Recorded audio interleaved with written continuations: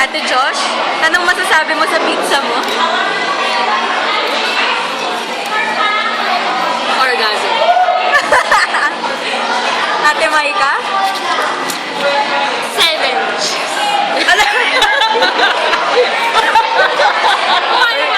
Masarap.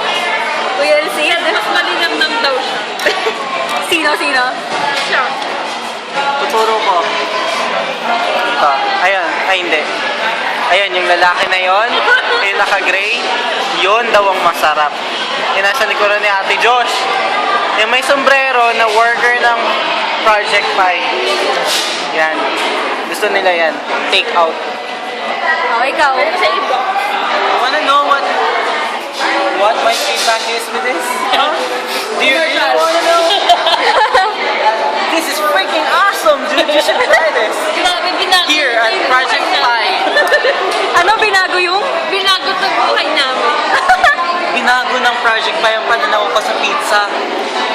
Dati, akala ko ang mga pizza niluluto lang ng madalian, pero ngayon, nakita ko kung paano talaga gawin. Napakasarap talaga. Chin? Sarap. Ano yung matamis? Ate Josh, may nasabihin ka pa ba?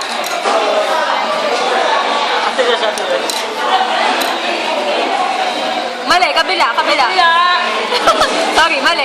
Take two. Wala. Take two. Ate Maika? Kasi nga pa nila pinaflirt yung guy. So,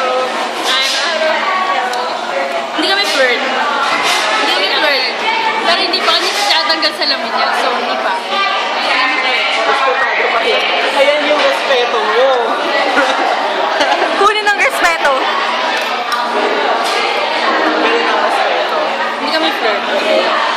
Hindi. Hindi talaga? Oh. ayun o, Ate Josh oh. Gumagawa ng pizza oh. Galing sa kamay, ate. Ano naman? Kasi yung mga ganyang kamay eh. Solar goblets. True that. Yes, Ate Maika? Flirting.